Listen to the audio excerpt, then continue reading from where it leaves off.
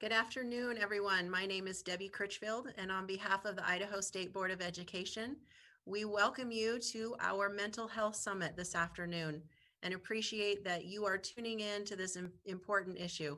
We are sure that you're going to enjoy this time.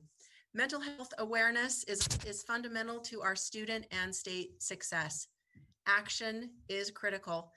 We invite you to learn along with us this afternoon as we discuss this important issue. We have heard time and again around the state about our students' needs, from our youngest students to our most experienced students. Isolation, loneliness, a sense of loss, and decreased motivation are not only signs that have increased during the pandemic, but have been in existence for many years. And we want to highlight and talk about some solutions and take this time to discuss. Kicking off our event, we are very pleased that our governor has joined us today. Governor Little, welcome and thank you. This has been an important issue to you as well, and we invite you to kick us off. Well, thank you, Chairman Critchfield, and for all the participants. Thank you. This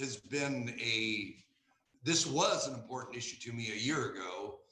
And now, like a lot of the challenges we've had, it's risen up even higher and higher. We know that we have significant behavioral health issues in Idaho. And last year, I was pleased that the Idaho legislature, with the help of the state board and a lot of the key players, that for the first time, we made some resources available. Frankly, if we'd have known what we know today, we probably would have put more in there. But more importantly is how behavioral health in the K-12 system, how it fits into my entire behavioral health system. Frankly, it was a judiciary committee, or judiciary, members of the judiciary, our Supreme Court associate justices and the Chief Justice, that came to me and said, we've got to look at the totality of behavioral health in Idaho. And that includes, obviously, substance abuse and what we need to do. What programs do we have, and how do those programs fit together in a comprehensive plan to address behavioral health? And we know that many of the behavioral health issues are what the frontline educators face every day in their communities. And the front line are the K-12 educators. The very back end of it is my corrections system and the judicial system. We want to look at everything in between. It's a one of a kind, the Behavioral Health Council, where we have the executive branch, the legislative branch, and the judicial branch, all working together to come up with a comprehensive plan to address the long-term consequences of behavioral health challenges that we've had. So I appreciate the support of the state board, appreciate the help of all the stakeholders in education. I addressed a bunch of teachers last year early on in the session, and that wasn't what I was there to talk about. But when I talked about behavioral health, all those educators stated it was a problem. Our teacher of the year last year, Stacy Lawler, that was her issue. That was her number one issue, is how do we address these problems, and how do we address them early to where a little bit of intervention, a little bit of resources, a little bit of training early in the lives of these kids will save us a lot of grief going forward. So that was a priority before. It's a bigger priority. I look forward to the results of this meeting and the recommendations you may have for myself and for all the education stakeholders going forward. One of the things that I'm very concerned about is we always have an achievement gap. That's a standard thing we talk about in education. The being out of school last spring and the fits and starts that we've had now, and the stress of all the COVID related issues have made it worse going on. So I hope and pray that we'll have wisdom and great recommendations going forward. And I look forward to those as we go forward into the next year.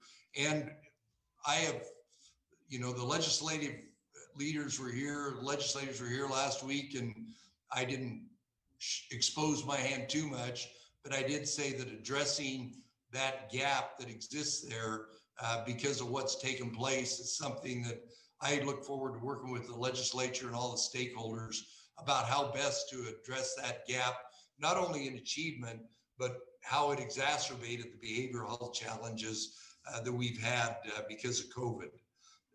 These disruptions and the lack of engagement between our students and the professionals, whether they be just the teachers or the counselors and the other people that are the first line of defense in trying to diagnose some of these problems early is going to be critical to us going forward.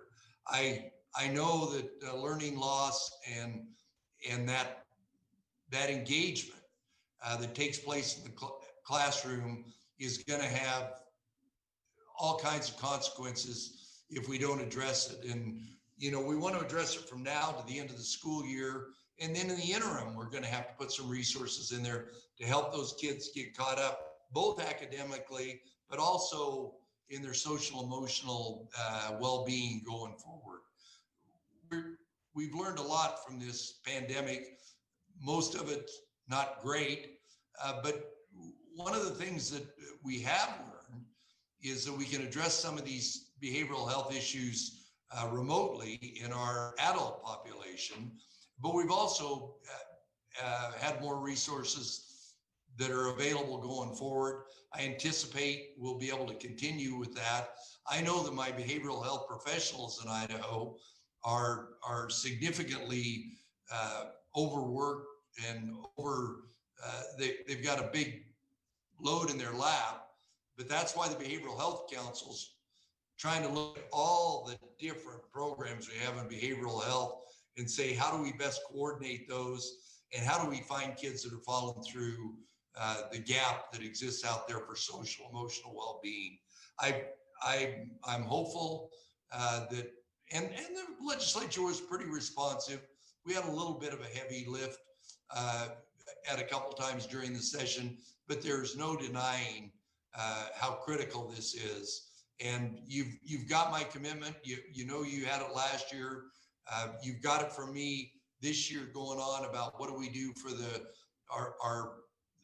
members of our society that have been marginalized for whatever reason. And the one thing we know about behavioral health is it's an equal opportunity problem. Some of the kids from the most affluent communities with the best opportunities possible to the ones that we always have an issue with that come from areas in our community where they've always had a hard time. So I look forward to your recommendations, Chairman Critchfield, and what we can do, particularly now. We're in the very early parts of our appropriation and budget process, but focused needs are what we need, and measurable outcomes about how do we find these kids that need this help, and what can we do in the entirety of behavioral health, of all the resources we got. We're all aware of the fact that with Medicaid expansion, behavioral health is one of the things that's available for funding from our state healthcare community. We're going to have to continue to expand the behavioral health options that are there, but we want behavioral health that's going to move the needle, that's going to pick out that young child that's got problems and say, how do we direct resources to that child and into the school system to where we can recognize those kids and alleviate some of that. I was on a call with one of the First Nations, one of our tribes, just this week, and they were talking about the suicide rate. And frankly, it was in young adults. But I would wager that those young adults, that the right professional classroom probably would have diagnosed them as having a problem earlier. And if we could have addressed it earlier, they wouldn't be in the situation that they're in today. So Debbie, thank you for the opportunity.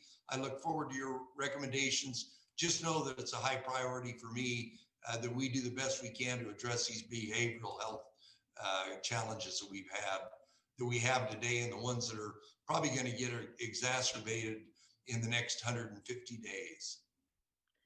Thank you very much, Governor. It's very encouraging to hear you communicate your priorities. I think it's encouraging not only for me as a member of the Board of Education, but to know around the state that at the Capitol, these are conversations that are taking place, and we're hopeful that today's discussion, we don't want it to be about having everyone gather and admire the program or the problem and talk about, wasn't that great that we had a great discussion. To me, this will be successful if we generate discussions in the home and at the local school board level and in the classroom.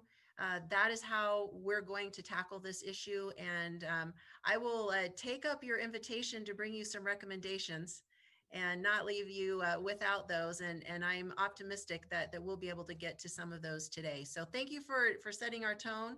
And we're excited about what we're about to embark on here in the next hour or so. I look forward to seeing those recommendations. Thank you very much. Thank you very much. We are going to, just as an outline of how things are going, how we're going to do the next little bit of time that we're together. We're pleased to have a national speaker with us. We're going to spend some time with a panel of experts and hopefully provide a glimpse into sides of this issue that maybe people haven't considered before, and provide some strategies and tools and resources for those that are listening. First, though, it's important to know who it is that we're serving, and we want to first hear from the voices of those that we're most concerned about, and those are the students of Idaho. And so with that, roll the video. Mental and emotional health are vital in feeling whole. It is important to focus on your mental and emotional well-being, because if you are not feeling okay mentally or emotionally, it will start to have an impact on other parts of your life, such as relationships with family, friends, education, and things you enjoy doing. The pandemic has disrupted many students from getting help at their schools and has forced everyone to develop a sense of what a new normal is like. It is a stressful time for everyone, and it is important to focus on things you can control in your life to feel a sense of comfort. Services are being disrupted and delivered remotely, which limits students' engagement and interaction that is vital to their success. Engaging remotely has affected students and added pressure on even asking simple questions, because we may feel that we are talking over another person. Mental health is an area of a student and person's life that can easily be overlooked. A lot of the time, the person who is struggling with it overlooks it themselves. This is part of the reason why this topic and what we do about it at the state and local levels is so important. Mental and emotional health affects everything in a student's life, from sleep to nutrition to study habits to concentration and more.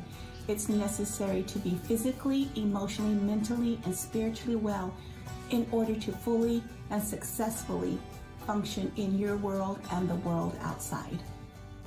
One of the biggest things that I've realized in high school, and as I've begun to mature into a full-grown adult, is that your mental health is something that you have to take time for. I'd be lying if I said that there were days that I didn't want to get out of bed till noon. I'd be lying if I said there were days that I didn't just eat ice cream all day long. And I'd be lying if I said there were days that I felt like getting out of bed every morning. I know that every successful person has something that they're dealing with, and I think it's really important to acknowledge that and to not pretend that every successful, quote-unquote, successful person is constantly waking up at 5 a.m., constantly working out, constantly working on whatever they're working on. And I think it's really important to realize these things, to begin to normalize talking about mental health and talking about the struggles that each of us face. When looking at the effects of poor mental health in college-age students, it becomes evident that mental health plays a more significant role in academic and lifelong success than previously thought. There will always be a generational divide between two individuals who have an age gap. What we want to focus on here is explicitly the understanding of an emotional issue. If we look at someone born in the mid-90s, they will have a different idea of coping with a particular stress or trauma than someone who grew up being told to pull themselves up by their bootstraps. Regardless, whether a 60-year-old lady or a 16-year-old boy, emotion is fluid and can be felt by everyone. Each can feel heartbreak, happiness, grief, and love. But understanding emotional issues are different though, because many older generations do not fully believe or understand what emotional issues are, and some even question their existence entirely. Age can give you experience in handling emotion, which is useful in any problematic situation, but just because someone has experience with emotion does not mean they know how to help with mental illness. I do not believe that a generational divide is precisely what stops an older generation from understanding an emotional issue. To understand those kinds of issues, one needs to have experience with them. But at the end of the day, everyone can empathize with someone else's emotions because we all feel them. From that common ground of knowing emotions, one can move into understanding emotional issues. This common ground is significant as mental health affects every aspect of students' lives. There is a difference in a way that generations view mental health, and I believe that the younger generation acknowledges mental health as something that should be prioritized. When a student's mental and emotional health is not properly cared for, we see a direct impact on the student's educational progress and advancement in their career and life goals. We can also see issues surrounding physical and social health, limiting their ability to be a contributing member of society. For many, this is the first time they are doing things on their own, and poor mental and emotional health can easily snowball all the hardships of someone's life into an insurmountable obstacle blocking their future. There is a generational divide from what our parents, our grandparents experienced and to what our youth are experiencing today. From polls taken from the students of CWI, it was found that students struggling with mental health primarily rely on peer-to-peer connection. This is why it is the school's responsibility to create and maintain an open environment, allowing the fear of vulnerability held by students to dissipate. However, students fresh out of high school are not equipped to handle mental illness complexities the same way a professional is. There's a substantial reason behind the students gravitating towards each other instead of professionals: lack of resources and funding. We have so much coming at us, we fail to realize that there's more in this world than social media, than instant gratification, and that we need to develop those coping mechanisms that will allow us to find that inner peace. I do think there is a generational divide when it comes to mental health, but I think our generation is on the good side of it. Based on social media and just based on how our generation talks about mental health in general, we are a lot more open about it. We talk about our struggles. We are open about things. And I think it's a really, really good thing for our generation because we acknowledge that not everything is sunshine and rainbows. And I think in prior generations, it was kind of a don't talk about it, it's not real kind of thing. And I'm really proud of my generation for kind of bridging that gap and opening up the conversation to be more inclusive and into people's what matters to them and stuff like that.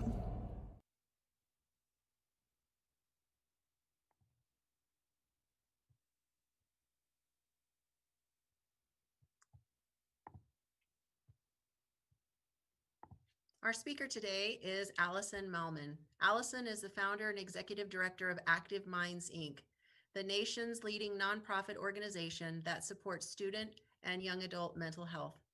Allison's only brother, Brian, struggled with his mental health when they were growing up.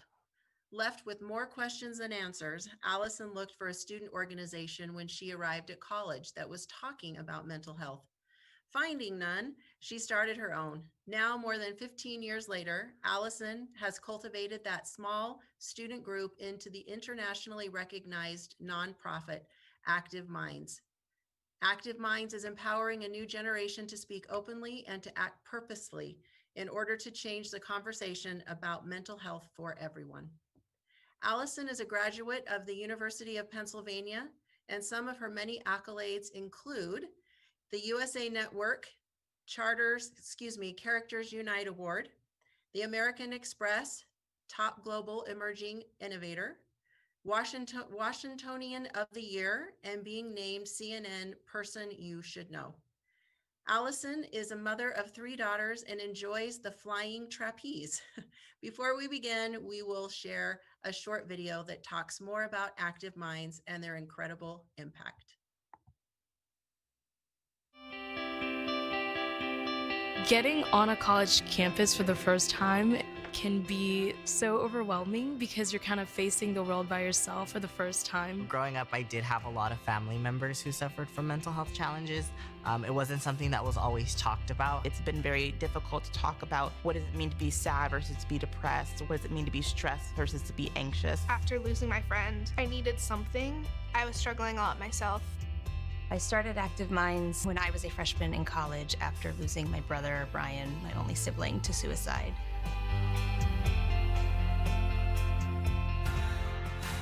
Active Minds is a national nonprofit organization focused on changing the conversation about mental health. We're most well known for mobilizing young adults to get involved in and change culture around mental health. We know that life is tough for young adults. And we also know that it's not just the students who have mental illness that have issues, it's all students. We have enough research to know that all students are dealing with things like depression and anxiety and the epidemic of loneliness. Active Minds is serving as this institution on a campus that is getting students talking, having programming during Suicide Prevention Month, having stress relief activities during exams, screening movies, having panel discussions and keynote speakers, all with a mental health theme, so that it's not just that we're talking about mental health when there's a crisis, but we're talking about mental health every day. One of the things I love about our partnership with Active Minds is that they are creative and engaging and relatable. It's just in this easy language, vernacular that you use on a normal. And I think that helps to decrease the stigma. It helps to start the conversation. I love that Active Minds is able to make the topic of mental health very broad, so that way all people feel included in it. We were thrilled to start working with the Rand Corporation to understand if Active Minds was really making a difference. It was a longitudinal study. It has shown that the presence of an Active Minds chapter on a campus, just that alone, makes people access counseling more, feel more comfortable. Those students had lower stigma and improved attitudes around mental health simply because they felt like their campus cared. That's unparalleled in the mental health field. It's amazing the progress that this movement is making. I feel that through your work and in the generations to come, you're at a tipping point. We really see ourselves as the organization that is going to propel change in America around mental health. They're the leading organization on college campuses. All of our players come from college campuses. So now when you come into the National Football League, guess what? We're going to continue the conversation. We're going to help you to continue the conversation. So no better way to do that than with our partnership with Active Minds. When Color Street chose to partner with Active Minds, we knew that they had an amazing story to tell. Having a national reach through our network of independent sales associates and customers, Active Minds has given us the language we need to help them get the conversation going in the communities where they are. I think what Active Minds has done has been an extraordinary contribution to not only college campuses, but as a model for what we can do in civil society to make sure that we look out for each other in the same way that we hope people will look out for ourselves. The empathy, the knowledge I gained from Active Minds is something that I will carry with me long after graduating from college. Active Minds has just changed my life. It's something that I'm not sure I would be here without. It was my savior, it was my passion, and it's something that I will never forget. Active Minds is saving lives. Active Minds is a change maker. Help us as we continue to change the conversation about mental health.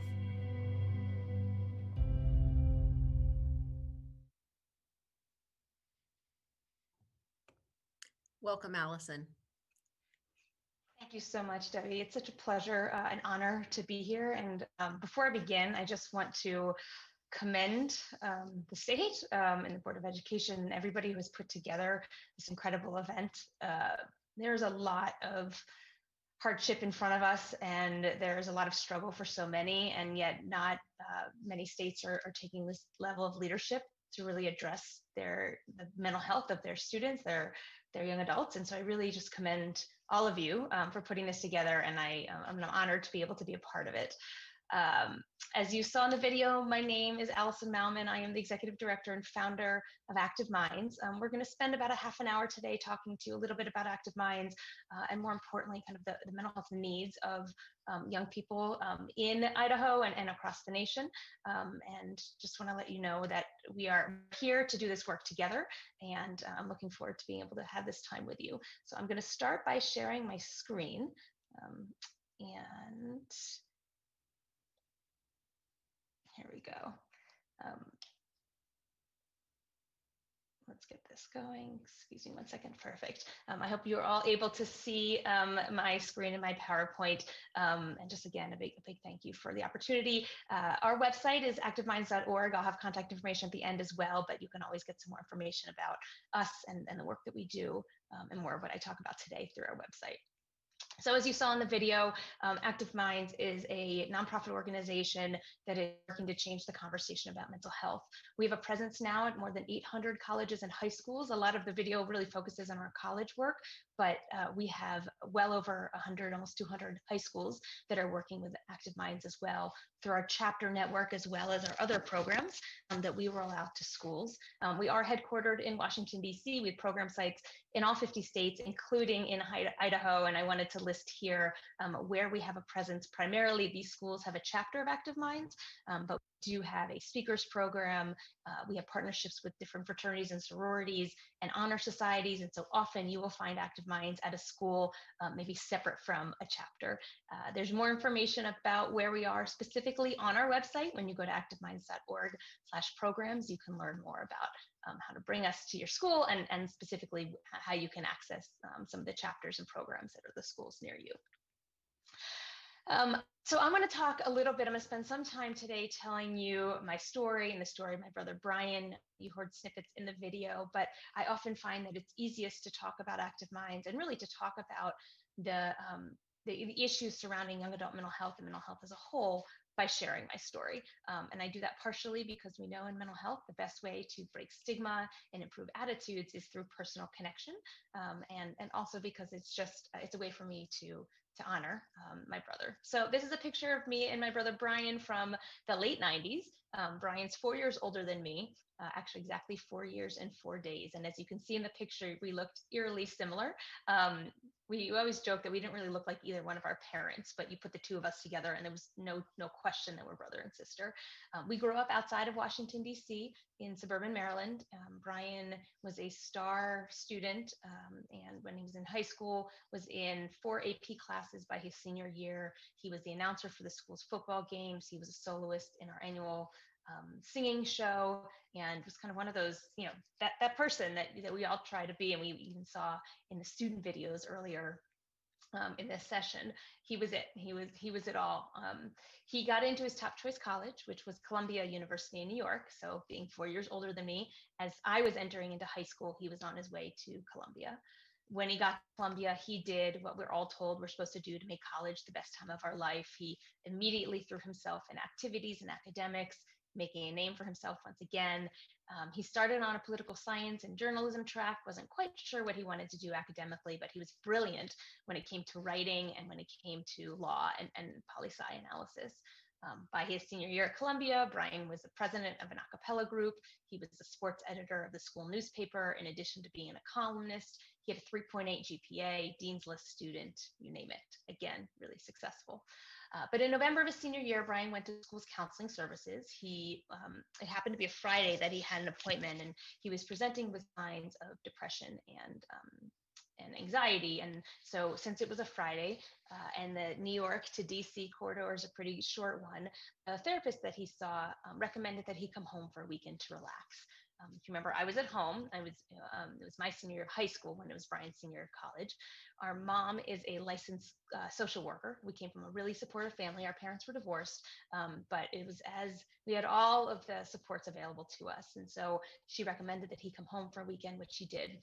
He took the train from New York down to DC and came home, but ended up staying at home for that weekend and what turned into the week. And he didn't end up going back to school on Monday. And instead, because my mom is a social worker, we got connected to a local clinician who was able to fit Brian in to figure out if we could uncover a little bit more what was going on. Long story short, Brian ended up staying at home. He ended up taking a voluntary leave of absence from Columbia because it was through that process with that therapist, psychiatrist, and others that we uncovered that Brian was dealing with a far more severe mental health issue than we realized. And the best diagnosis that we have for him was schizoaffective disorder. Schizoaffective disorder, for anybody who's not familiar, is a combination of depression and schizophrenia. Brian was experiencing really severe symptoms of depression and also the psychosis that comes along with schizophrenia, the hearing the voices and the seeing the hallucinations. And yet he hid it. What was most amazing to us was that as we uncovered all of this through his going to the therapist and he taking the leave of absence, what we learned was that Brian had actually started experiencing these mental health struggles in his freshman year at Columbia. Remember, this is his senior year. He's the president of 2 groups. He's a 3.8 GPA. And yet he actually remembered hearing his first voice in February of his freshman year of college. But it wasn't until his senior year that he reached out and got help for it. So Brian stayed at home through what was my senior year of high school and his senior year of college. I graduated from high school, went off to the University of Pennsylvania. Brian was still at home, starting to talk about going back to school, really in intensive treatment. And what was really important to him is that he really wanted to go back to Columbia. Our parents were trying to persuade him to go to a school closer to the DC area, but it was important to Brian that he finish what he had started.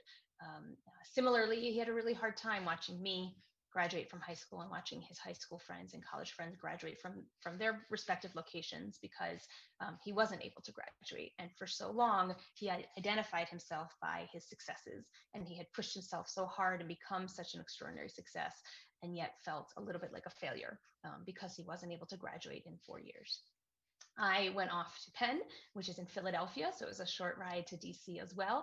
And Brian was still at home, starting, talking about going back to school. He was taking guitar lessons. He started writing for the Washington Post, still kind of getting himself back into the swing of things, but still in really, really intensive treatment. I came home for spring break of my freshman year. Brian took me back to the metro station so that I could take the train back to Philadelphia. And about 4 days after my spring break ended of my freshman year at Penn, I got a call from my mom that Brian had taken his own life. He was 22 when he died, and I was 18. It was my freshman year of college. And again, it was about a year and a half after he came home. It was a full 4 years after he started experiencing his mental health struggle. And I guess I want to start by saying, if anybody who's watching has experienced suicide or suicide loss or is a suicide attempt survivor, I'm sorry. I wouldn't wish this pain on anybody. I also know now, being 20 years out from Brian's loss, that I hate the adage that time heals all wounds. But I will say one of the things that I've learned is how to live a little bit easier with my loss every day. And so I hope for anybody watching that you have that chance too. Our family has grieved in all sorts of different ways, and we have had to learn what this means to live our life with Brian only in our memories. But it is something that we are learning to do, and we're learning to do a little bit easier every day. So anyway, it's my freshman year of college. I am immediately thrown into being a suicide loss survivor, being an only child of divorced parents, of somebody who is trying to understand what had just happened, because nobody had ever talked to me about mental health. Nobody had ever taught me about mental health.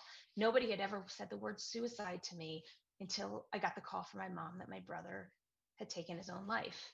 And yet, what I did was I dove into research. I came home for a couple of weeks after Brian died, and I went back to school to make up the midterms I had missed, to take my final exams. And I dove into research. And in this research, I learned that the age of onset of almost every mental health issue is the high school and college age. That the fact that Brian had started struggling with his mental health in his freshman year of college, that he started hearing voices at that point, that he started feeling really severe depression when he was 18, is actually pretty typical. And I could not understand why I had to do my own research to learn this information. Because what I knew was that Brian had struggled for so long alone because he thought he was the only one. He thought he was the only person on his campus struggling because everybody else is having the time of their lives, or at least that's what their parents tell them you're supposed to be doing. It seems that way. And this is your time to be yourself, to figure yourself out and to be independent for many people for the first time. And yet this is also the age of onset. The high school and the college age is the primary age of onset of almost every mental health issue. And I couldn't understand why nobody had talked to me about these issues, why nobody had taught Brian about these issues, so that when he was struggling, he knew he wasn't the only one and that he could get help and that it wasn't his fault. And so I launched a student group on my campus at the time, Active Minds, to get students talking about mental health issues every day, as you saw in the video, not necessarily as peer support. And I think there's a really important piece to be learned in all of this, is that we heard in the student videos earlier that young adults are turning to each other. They're turning to each other to say, I'm having a really bad day. But we're not necessarily expecting to be supporting each other, but they're just looking for a network. And so we need to get young adults trained, educated, and learning more about mental health and talking more about mental health so that students like Brian know that it's not their fault, that help is available, and they feel comfortable seeking help. All of that research that I learned in my own independent research needs to get in the hands of young people themselves. And we need to create an opportunity and environment where we talk about these issues every day, and students can be having these conversations every day so that they feel comfortable reaching out for help for themselves and for their friends as soon as it's needed. When I graduated from Penn, I launched the nonprofit in order to develop and support other chapters of that student group on other campuses, and really more importantly, to mobilize my generation, the next generation, to be the change makers in mental health that America needs. Because I saw very early on, and again, we've already seen so much of this today, I saw very early on how differently my friends and Brian's friends responded to his death from how my parents' friends did. And none of it was vindictive. But my friends sat in a room with me, I remember vividly, about a week after Brian died, and they sat in the room, my mother's living room with me, and said, Allison, we have no idea what you're going through. How can we help you? And at the same time, my mom's friends didn't say anything. And someone stopped talking to her because they were afraid to bring it up. They were afraid to bring Brian up. They wanted to be supportive, but they didn't know how. And they didn't have the words to say, we're here for you. And so from that point on, I saw that there is an opportunity to mobilize the next generation to be the change makers in mental health that we so desperately need. And so from when that one chapter at Penn, I started the nonprofit to mobilize this generation. And now 17 years later, today is actually Active Minds' birthday, December 8th. We were officially incorporated on December 8th, 2003. 17 years later, we have grown from that one chapter at Penn to now more than 800 schools, all led by students and staff and administrators who are bringing programs to the school to promote education and awareness about mental health throughout the year, every day, changing policies to make them more supportive of mental health for young adults, and creating a conversation so that this is not just something we talk about when there's a crisis, but creating a conversation so that people like Brian know as soon as they start struggling that there is help available and they deserve to get that help, and that they deserve to feel better.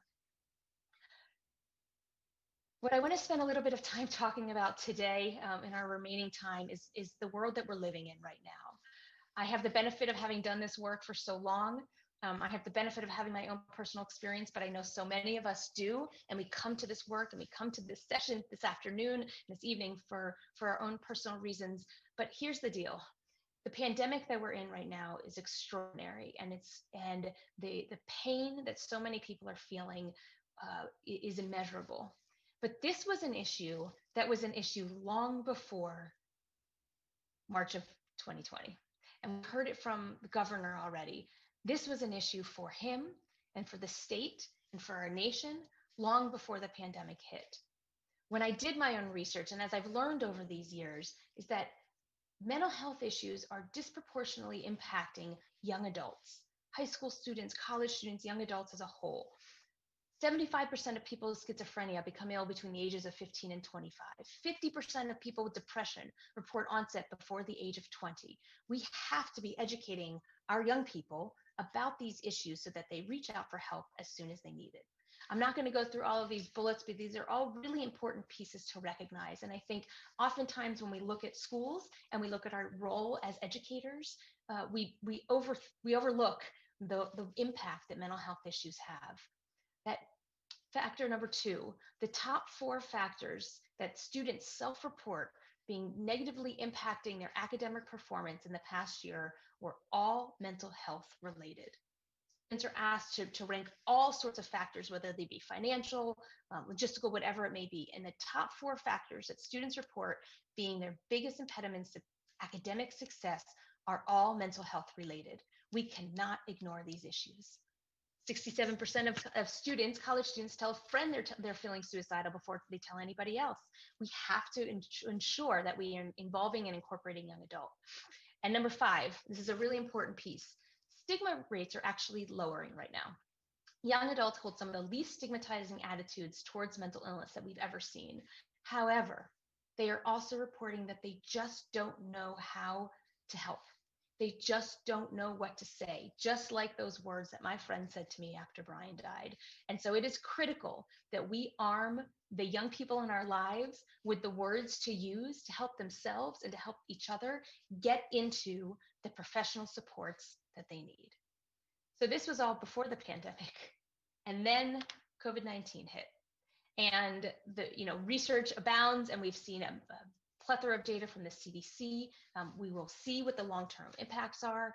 Active Minds has run our own research on students and getting self-report data from students both in April 2020 and in September.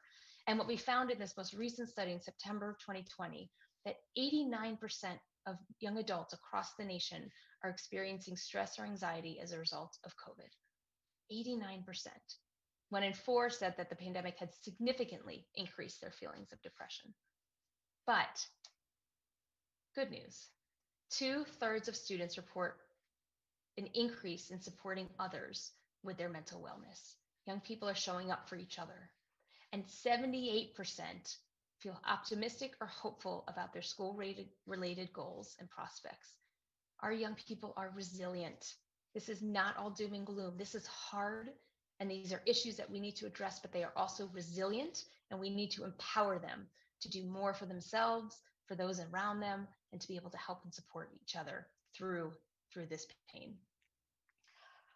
So as we look at what's going on in the pandemic, and we look at the studies that Active Minds has run over this past year, the thing that continues to jump out at me is we are hearing from our students the top recommendations for school leaders right now are to prioritize student mental health and help students heal, process, and recover from the current national turmoil when they return to school. And some are in school right now, of course. Some are coming back next semester. Some we're going to be looking at fall of 2021 to hope open up, whatever it may be in your place. Students are looking to their leaders to help support their mental health, to not ignore it. And I can't underscore this issue more, that we need to show up for our young people. We need to acknowledge the pain and the turmoil that we're in right now.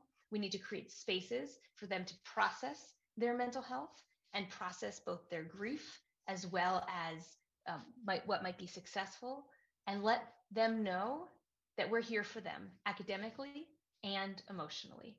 We've put out a set of policies at Active Minds that you can find on our website at activeminds.org/COVID policies, very specific school-based policies that we can be implementing during COVID. And that runs everything from ensuring that telehealth is available to your students, assuming that in-person counseling isn't necessarily available to everybody, and especially recognizing the barriers that so many people are facing, whether it be financially or in finding access.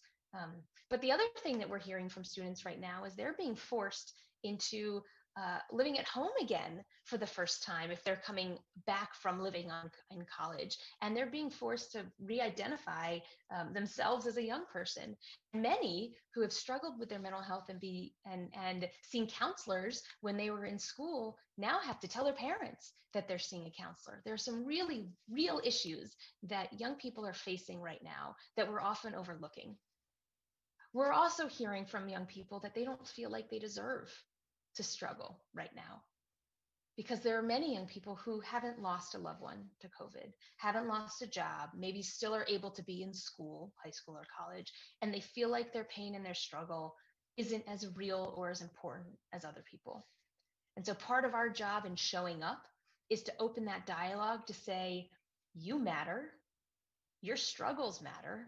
We know that this looks like something different for everybody. And while we may all have a different experience in this pandemic, whatever you're feeling right now is valid. Validate their thoughts, validate their feelings, because that's what the young people in our lives are needing right now. And that's what they're sharing with us, and they're telling us that they so desperately need. I cannot underscore enough, whatever direction you come at to this event, how important it is to change the culture around mental health and suicide in order to help the young adults in our lives get the support that they need and deserve. I want you to think of my brother Brian, the very successful high school student, the very successful college student with a 3.8 GPA and a dean's list and president of all sorts of groups, who never would have been caught by traditional safety nets. In fact, we got a call from the dean of students at his university telling us that he was graduating in the top 5% of his class. And we had to tell them that he was at home on a leave of absence when we got that call. This is not just about finding those students who are slipping through the cracks. That is so critically important, always, especially right now. And we have to remember that there are so many young people in our lives who are struggling, but we would have no idea.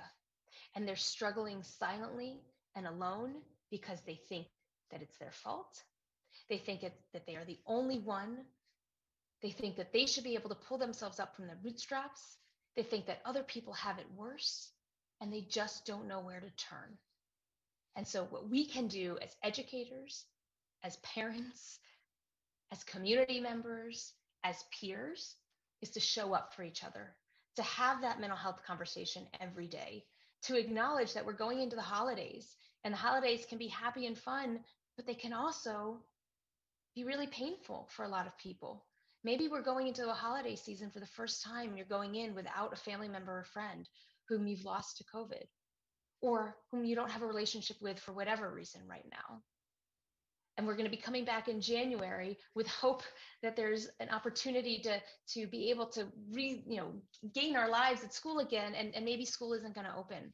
And maybe we need to talk about the real pain of what it means to be a senior who isn't able to have his or her senior year, or isn't able to have the graduation that you've always dreamt for yourself.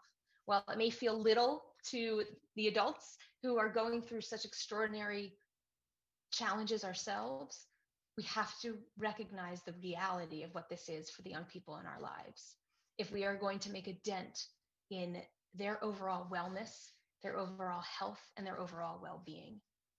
Open up a dialogue at your school.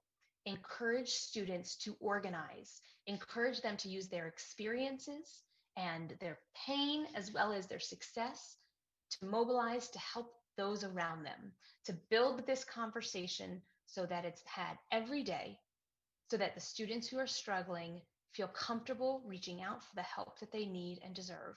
We cannot rely on the clinical system. We cannot just rely on therapists and psychologists and psychiatrists who are in our schools, because as we've heard, we are so overburdened and so overwhelmed. Let them do their work.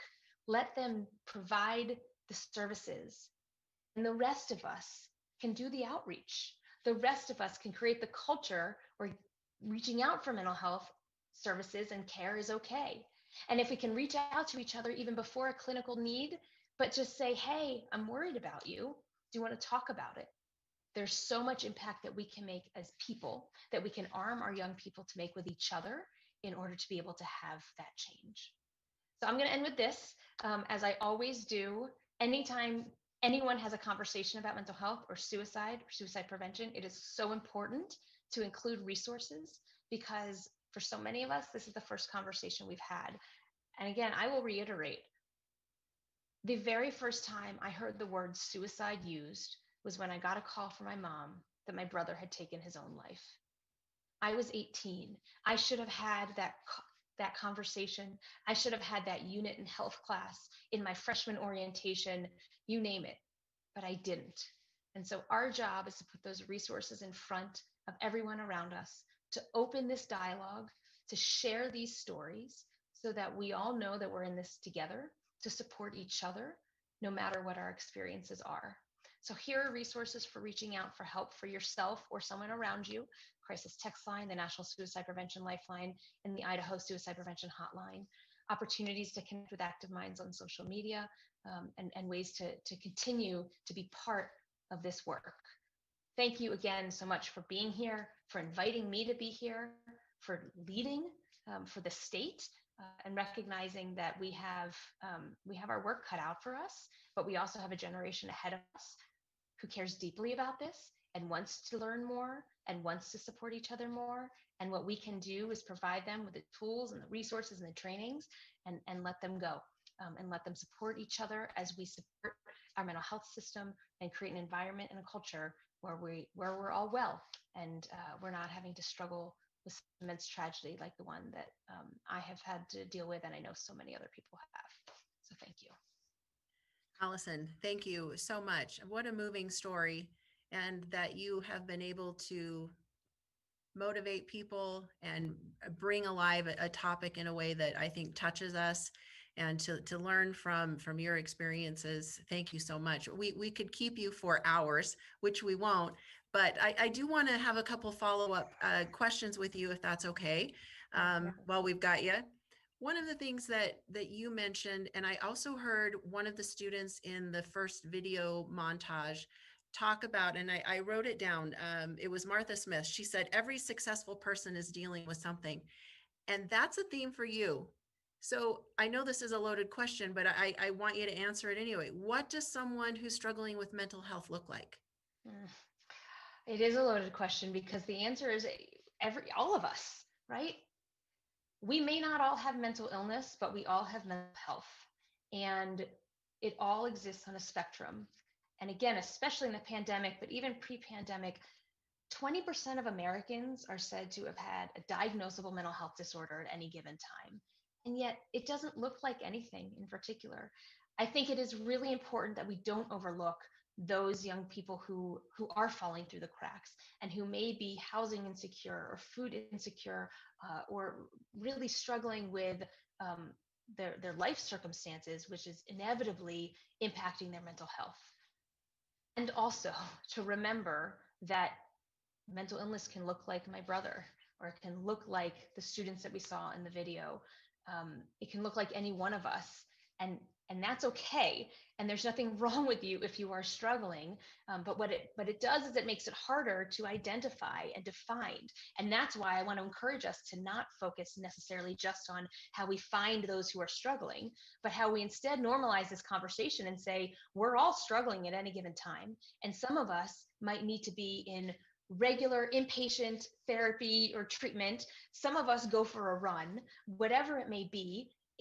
Take care of you, get what you need for you to be well, and know that spectrum is going to continue to go back and forth for all of us at any given time in our life. And those challenges are abound. So it's a really important question, Debbie, because there is no answer.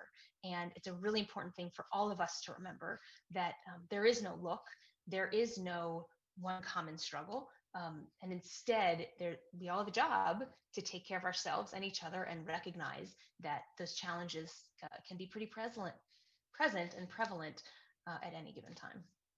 Thank you. I appreciate the depth of the answer. I think that that's part of our challenge here, is understanding that that it's all of us. We all have some degree of challenges and struggles, and how we deal with it, and how we reach out is so important. Finally, something else that I caught at the end, and this is where we're going to transition to the panel after this. You were talking about areas of focus, and what I wrote down from you is that culture needs to be a priority. So culture is certainly the gold standard, the goal here.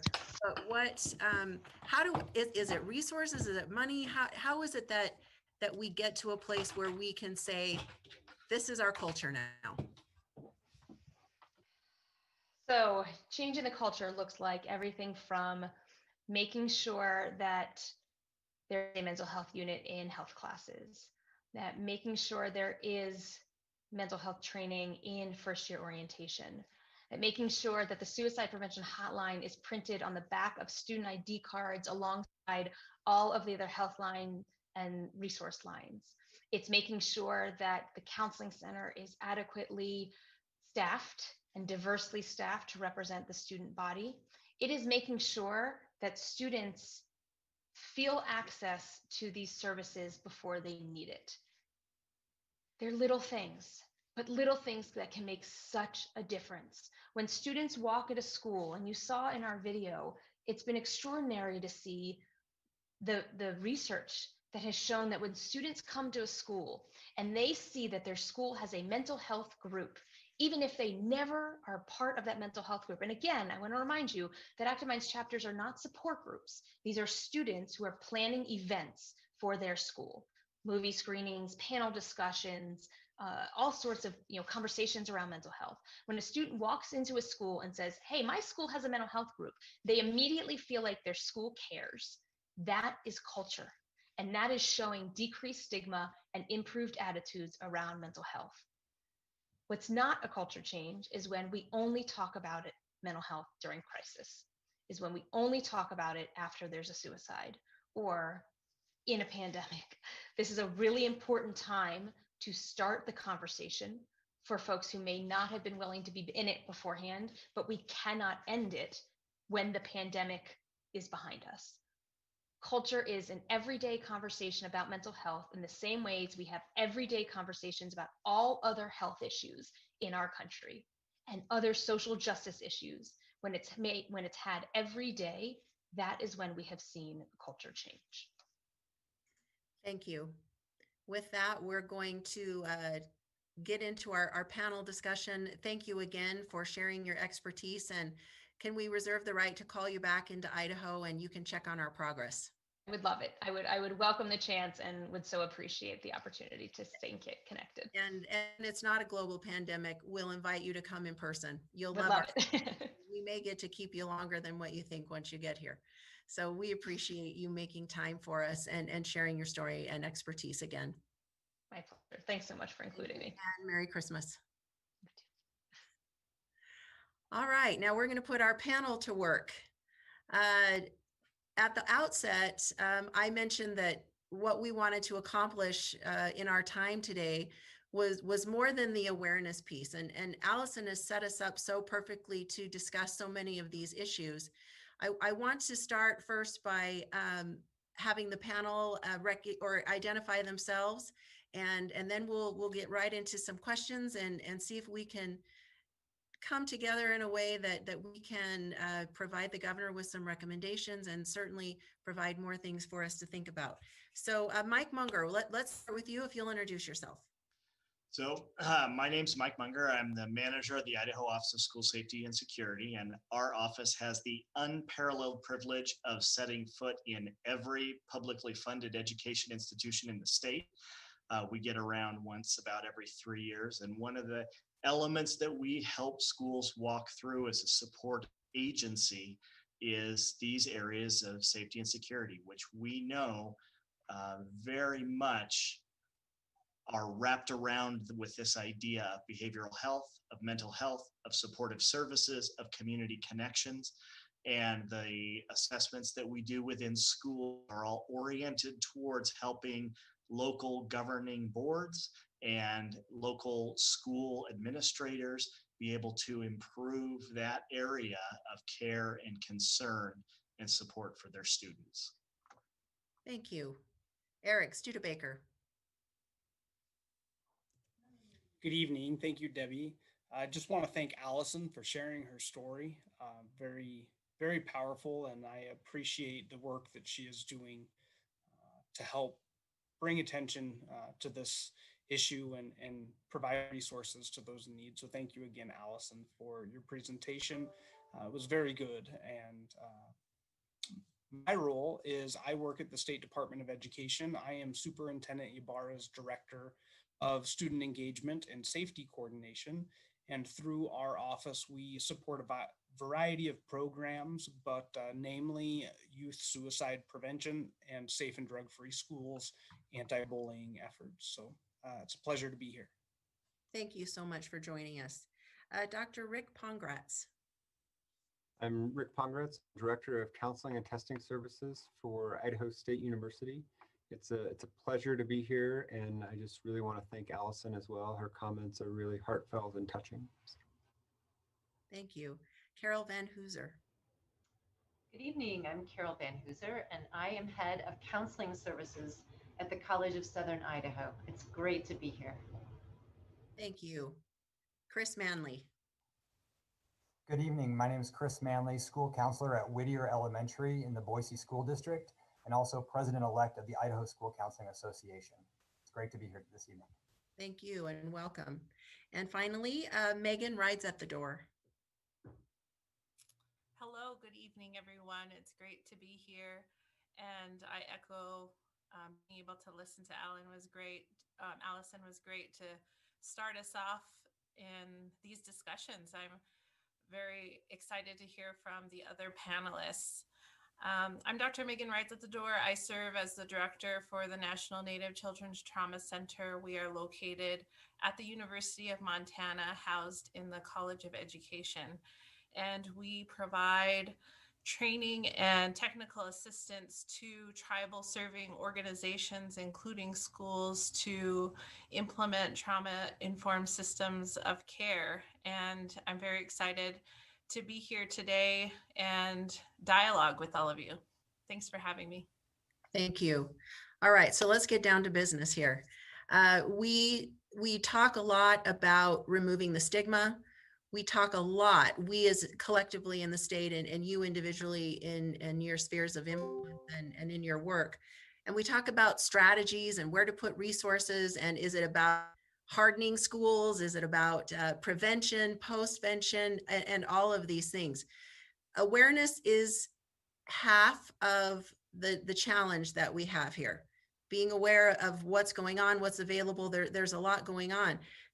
Where I want to start though is, how do we make a plan? How do we have deliberate and targeted strategies for tackling this issue beyond just saying, yes, it's a problem, and we show a bunch of data and we look around to see what's going on, and then we kind of go back about our business. So Eric, I'm going to start with you. What are your suggestions? How do we get to the heart of supporting students in these needs? Thank you. And I think small steps make a big difference. And especially for those that may be watching this in our communities, I want to draw your attention to a small step you can all take. So Superintendent Ibarra, this early spring of 2020, invested resources to provide suicide gatekeeper training for up to 10,000 Idahoans. And that training helps you recognize the signs of suicide ideation in those in your environment and in your influence, and trains you on how to connect those individuals to appropriate resources that can support them.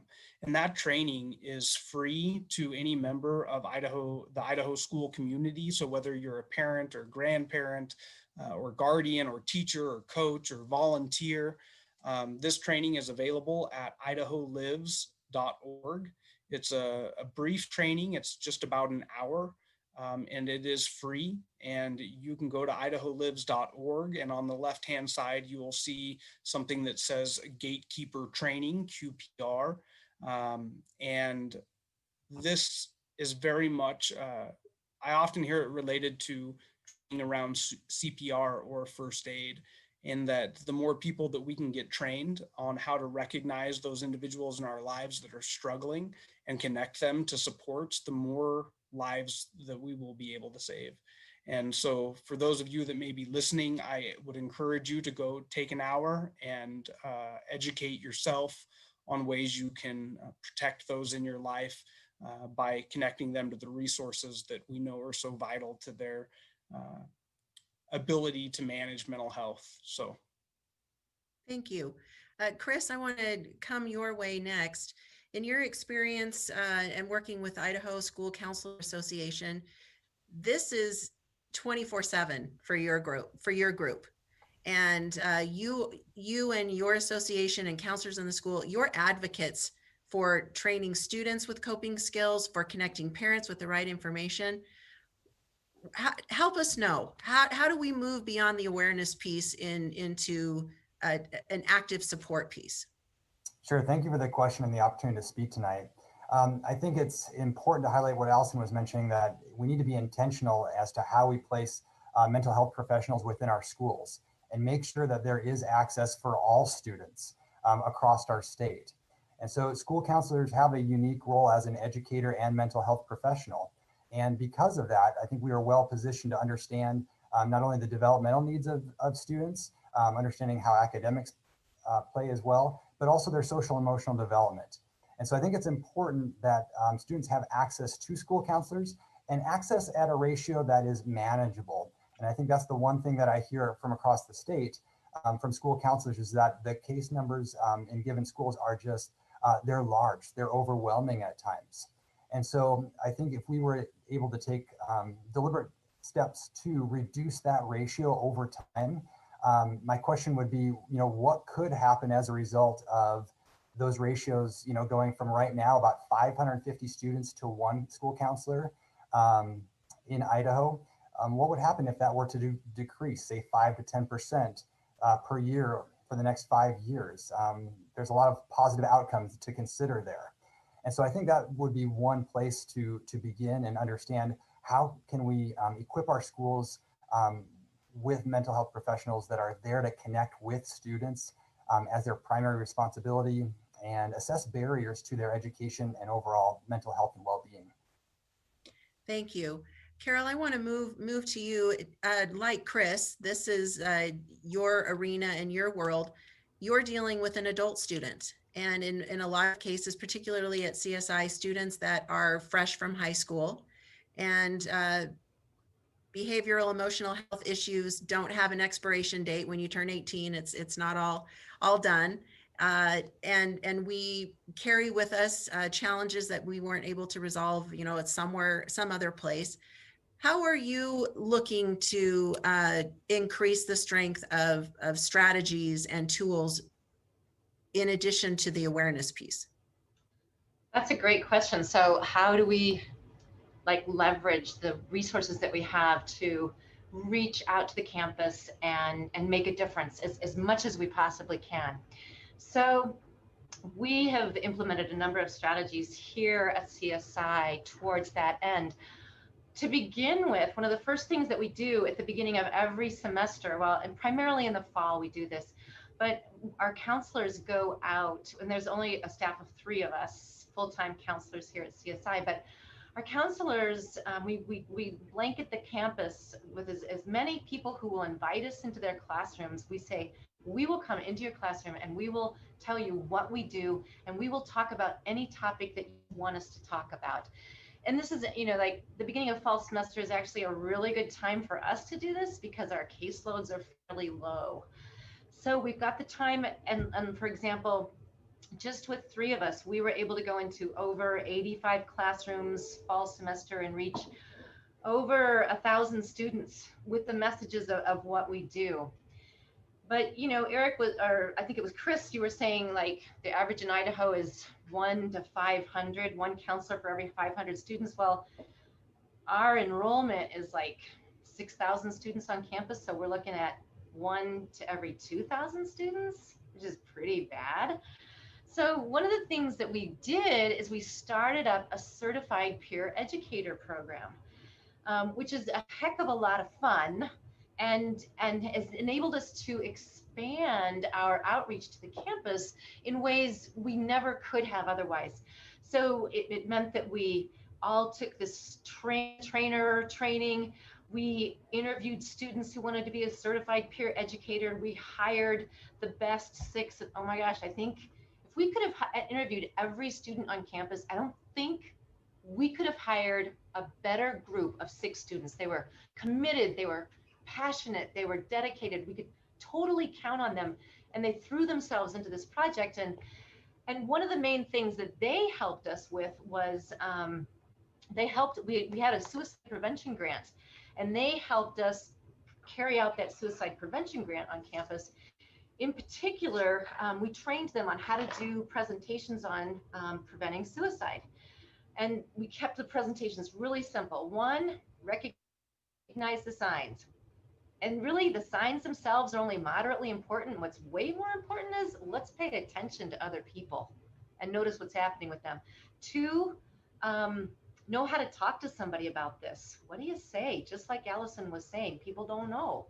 And 3, know the resources. Where do you refer students to? So we kept these presentations to faculty, students, and staff simple with just those main 3 points. And all these presentations are made by peers, students at the school. And then these students also served as our ambassadors. They engaged other students in conversations about mental health and wellness. And they were aware and involved actively, a number of other things, but that's just kind of a little sample of some of the stuff that we've done, but I think I've talked enough for now. No, this is what we're here to do, is to talk about it. When we are talking, but for the purposes of what we're doing today and with the Board of Education, we are centered on students. And we're thinking of students everywhere along the spectrum, recognizing that unless these issues are addressed somewhere, it's always a challenge, whether you're in a school setting or in a work setting or in a family setting, and being able to identify problems earlier, who does it, how do we partner, all of these things become a cooperative effort and a cooperative conversation. So moving to a next question, when we talk about student success, whatever that looks like, and as a board member, we spend a lot of time talking as a board on how we help students connect with whatever their future goal is, whether it's going to the university or getting a career technical skill that helps them, however it is that they want to get into the workforce. We know that student success is defined by what you want to do to be happy and gainfully employed, is tied to this emotional health piece that is really important. And so what's the appropriate role for the state, for the school district, for communities, for families, et cetera? Who has what responsibilities, and what sticks out to you when I ask that question? And Maegan, I want to start with you. How do the players in this help assist the overall effort? Right. I think that, well, first, a lot of things start with local imagining of what people can do as a group. We've learned over and over again that no one likes to be told what to do in situations and be mandated to implement something. And because then how is it carried out? Is it carried out with that same true intentions that we had originally hoped for? And so I think there's a lot here around buy-in, and are we having a lot of people bought into many of these things that we're going to employ? And I would echo what other people are saying as far as getting other people involved. We know that in our rural and tribal communities, they do have less access to mental health And so that's been one of the main strategies is who else can we enlist? What other school staff, what other community members, who else can we employ to be able to provide the psychoeducation around mental health issues? Who can we employ to practice relaxation and emotion regulation skills? Who can help students combat their irrational thinking patterns and be able to do a lot of these things that we know are helpful, not only as preventative, but also intervention and then sustained connection. I think that's really a lot of the theme that I see around a lot of this is connection, and not just how many people are in people's lives, but really quality connection from that person's point of view. Do they feel like they have somebody that they can reach out to and talk to about their problems, whether that's virtually or in person? And so, yeah, I can feel myself going on. So I'll just stop right here and wait for. Thank you. I think everything that you're talking, I saw heads nodding, so you're touching some chords. Mike, I want to move over to you. As you introduced yourself with the Office of School Safety and Security, perhaps somebody from the outset might say, well, what does that have to do with this piece? And so as someone who is a player in this and is a regular participant in what's happening on the physical facility side of schools, how do you see different individuals, maybe those that we wouldn't naturally think about helping to solve the student success emotional health issue? Well, it comes from unexpected quarters in some schools, and that's always a great joy to be able to see that, to be able to sit with a student for a moment and say, if you have concerns about one of your friends, who would you go and talk to? And have the variety of answers that come from the mouths of the individual students throughout this state.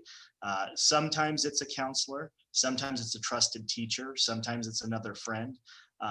But I'll be honest, in those systems that have those elements of a strong community, it's anyone. I've had students tell me the head custodian is somebody that I trust to be able to tell my concerns to. And I know that that's a mark of a strong school community because that relationship has been built.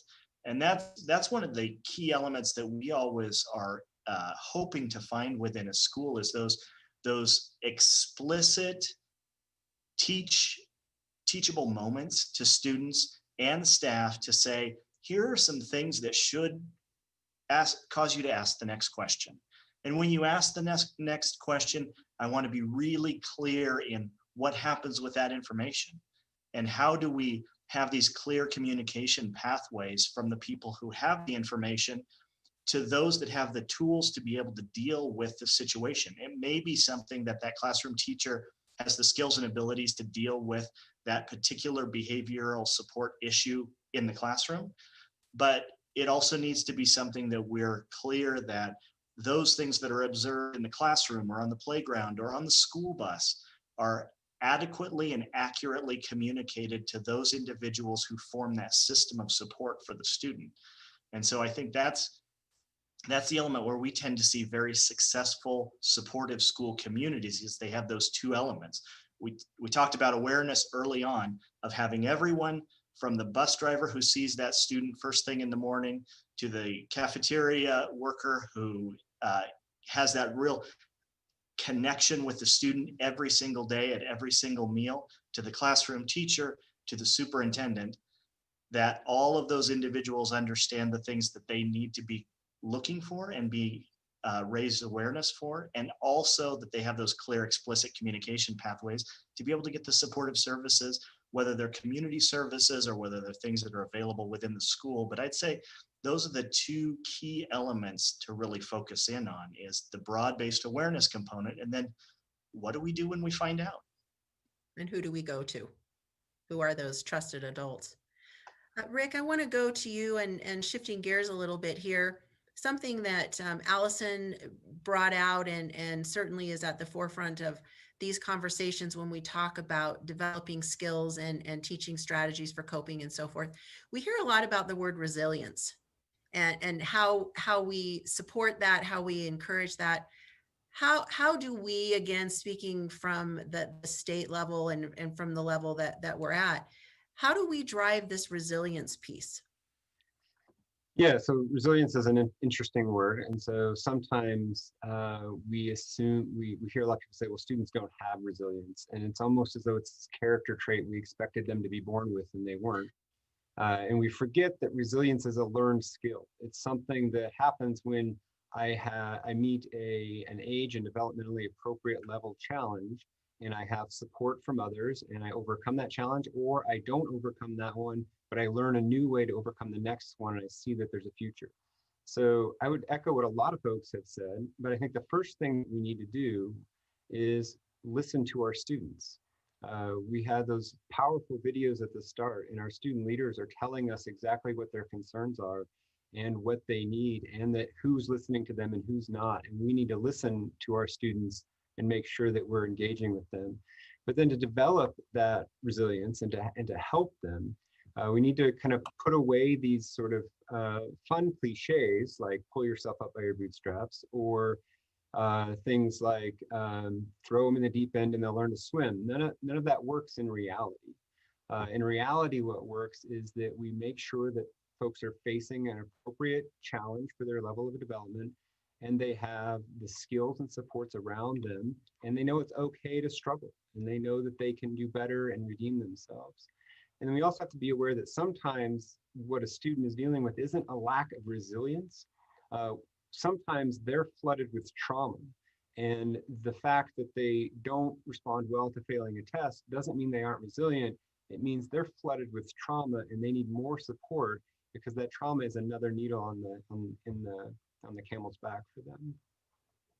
Thank you. I appreciate you drawing out the point that we're not born with the resilience characteristic, that it's something that we develop and that we grow. I recently, pre-COVID, attended a conference where this was brought out, that there's a perception that don't make mistakes.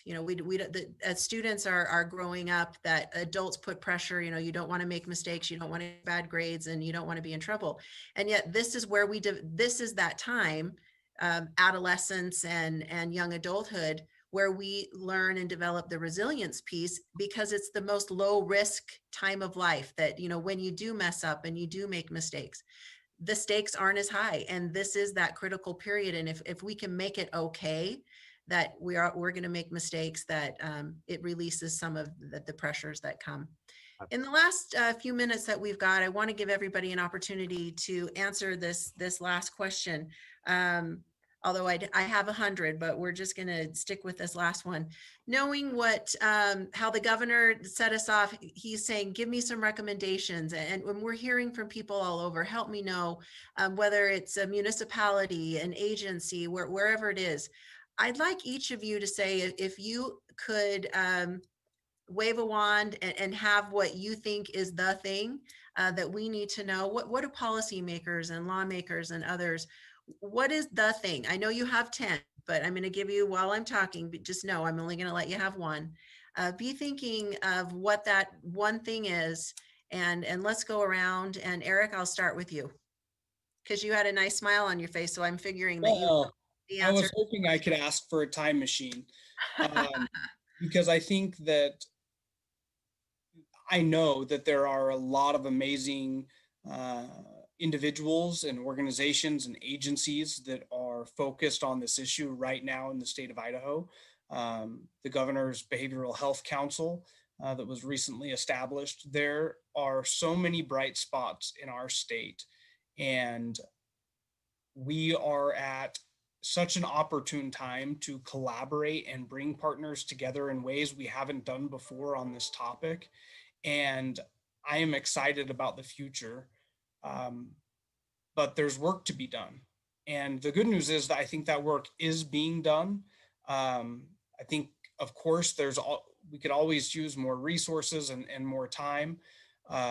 But there really is great work happening now, and I just am excited for what's going to come from this. So honestly, I know that the superintendent has one of her priorities for the legislative session is supporting social emotional wellness.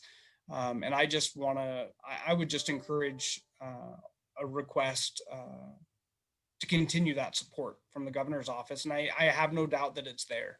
But we are at such a critical opportunity, and I don't like to say that there are upsides to the pandemic, but I do think it made us acutely aware of the emotional and behavioral supports that are available to our K-12 population within our schools, and how critical schools are in the development of those skills.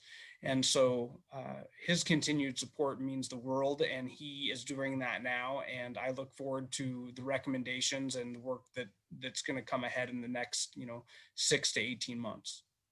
Thank you, Eric. Maegan.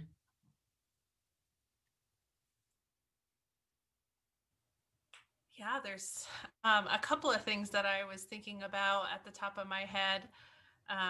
One of those is just expanding our eligibility requirements of who is able to access mental health services beyond just those who qualify for Medicaid, and being able to have more people be able to access mental health. I think we would all agree that that's our goal here, even as part of today's session, is how can we open that door and be able to serve more and more people.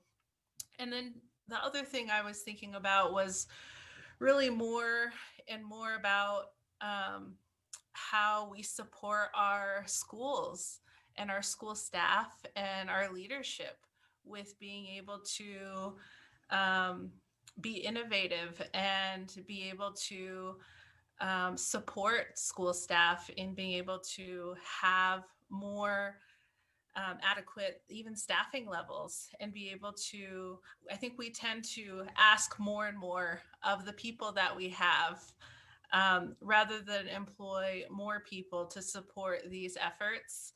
And I realize that really has a lot to do with funding and the short of funding, but we do really need more people to be able to support this effort and be able to expand services, but also just be able to support the existing people that are there. We are in a pandemic, and we've got to recognize that even our leadership and even our school staff are often in times of crisis themselves, and to recognize that they need supports as well.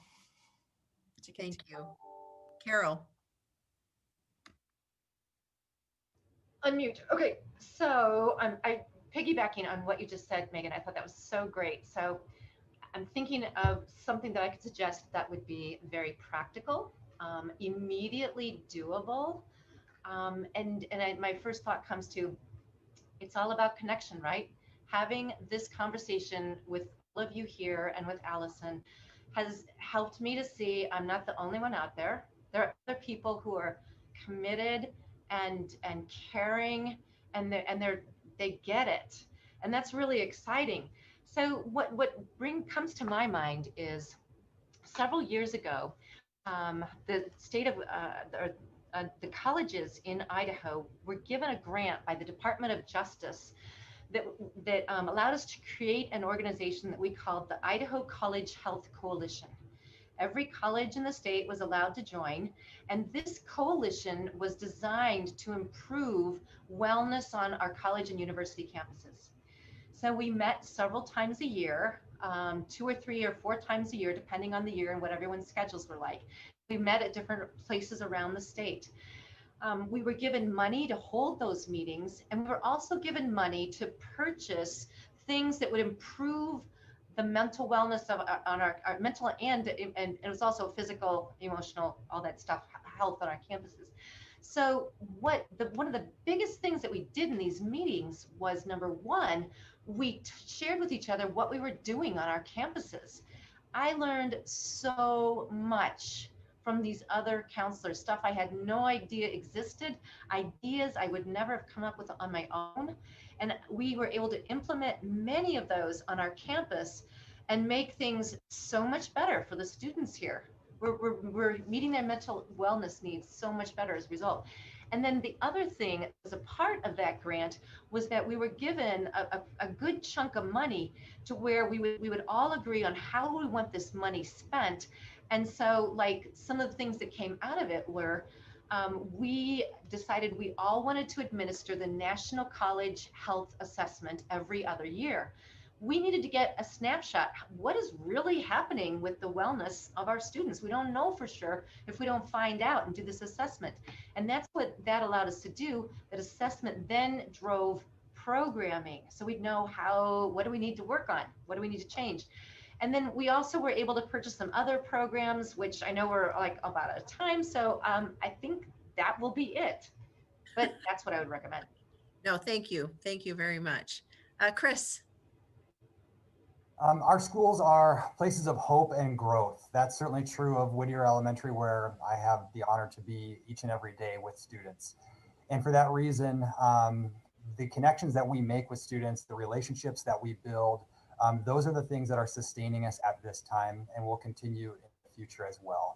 And so for that reason, increasing students' opportunity to access school counselors, school social workers, school psychologists, our team of support staff that really wraps services around to ensure that all students have the opportunity to experience social and emotional wellness in addition to academic success.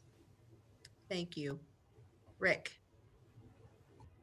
Yeah, I go back to what the students in the video talked about with not knowing who they can speak to. And so I think we need to really pair training on mental health education and acceptance of the whole spectrum of mental health issues and concerns of as many Idahoans as possible with the availability of the resources so that when a student finally finds someone who will listen to them and they get referred to help, that help is there and can support them. So we need that education and then the clinical resources to help. Thank you. And Mike. This is always the problem with going after all of the smart people in the room.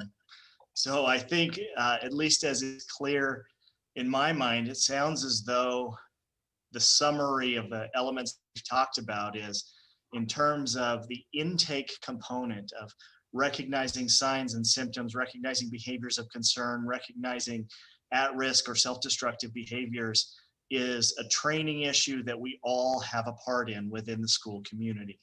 And then the natural result of increasing the intake of understanding and seeing those circumstances in a student's life at an earlier level will be an increase in volume of cases.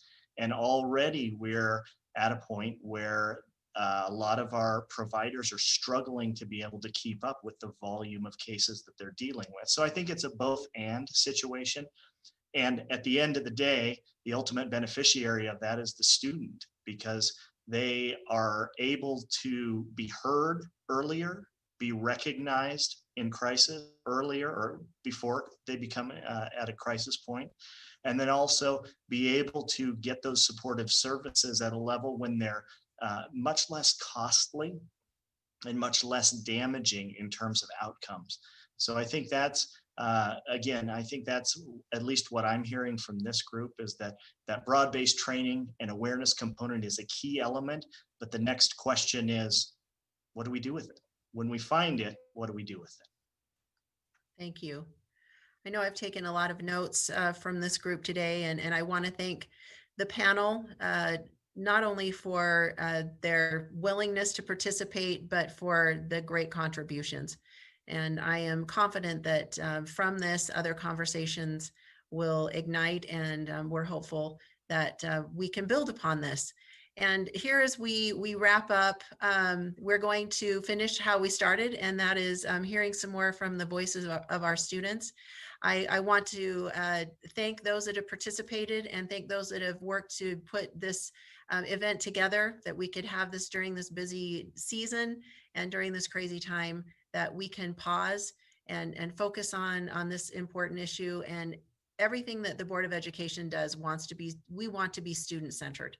And this is a very critical piece to that overall goal, and we're hopeful about our outcomes. And so I guess I want to end by saying, don't let this be the last conversation that you have on this topic tonight or any day, that it's always appropriate to reach out to someone, and it's okay to not be okay. And find those trusted adults and friends and those that can help you. And I think that we can increase our capacity to be that for somebody else. So with that, thank you again, panel. Thanks for those that have participated, and let's roll a video. We are social beings, and we all need social interaction to an extent within our day-to-day lives. This has led students to reach out to those who are close to us, such as family members and friends, for support. Every individual struggles differently, and it is important to develop awareness that everyone's mental health may not look the same way. I believe it is important for my peers and I to have a counselor who is culturally competent to understand where we come from and to feel valued and accepted. A culturally competent counselor acknowledges that mental health may look and affect people differently across cultures. It is easier to speak to my peers about my mental health because I feel that they can relate more to what I may be going through. The appearance of academic success has changed drastically with the expectations of perfection. With that change comes the acceptance of humanity, mental and emotional health, and their correlation with academic success. According to the National Institute of Mental Health, nearly 1 in 5 adults struggles with some form of mental illness, meaning 4 million college students are struggling with their mental or emotional health. According to studies done by the Suicide Prevention Resource Center, mental health problems can affect many students' lives. They can reduce the students' quality of life, academic achievement, physical health, satisfaction with the college experience, and negatively impact their relationships with their friends and family members. These issues can also have long-term consequences, affecting their future employment, earning potential, and overall health. This proves the critical importance of supporting students' emotional and mental health. If you can't lean on somebody, you have nothing to kind of help you through these hard times. You know, things that are worth doing and worth completing and worth accomplishing are oftentimes not easy. And most things in life are really hard to accomplish without having a great support system and having people there to help you out. So if you have access to those types of people, treat them well and really make sure that what you're looking for in these people is good people that are going to help you out with the hard things in life. In the time of the COVID-19 pandemic, we have noticed students and many others are finding it harder to employ the necessary coping mechanisms to address poor mental health in their life. However, even before the pandemic, we were seeing many have an increased amount of difficulty in employing these mechanisms due to a large feeling of isolation and lack of resources. For many, taking the first step in addressing mental health is the biggest barrier, even when there are resources available. Reducing the stigma around mental health and people, especially students, getting the help they need is one of our biggest fights in this battle and must be addressed as such. Seeking help is not a sign of weakness. In fact, it's a sign of strength and courage. It means you acknowledge and are proactive about your well-being and that you need to address the issue. So bravo to you. Go out and be the warrior you were meant to be. Within our colleges, counseling services are offered to students, but colleges do not provide enough counselors to serve them properly. For example, the College of Western Idaho serves roughly 30,000 students each year, yet houses just 3 general counselors. Furthermore, it is the job of the in-house counselors to refer students to outside help, most of which is unaffordable to college-age students. We owe it to my peers to provide the necessary resources needed to be successful. The University of Idaho has an incredible counseling and testing center, otherwise known as the CTC, along with many other programs that can help students properly address their mental health without turning to improper methods. But it requires the students to take the first step. If you don't take time for your mental health would take time from you. I think this is a really important thing to remember as we all kind of get further into the school year and finally get over 2020.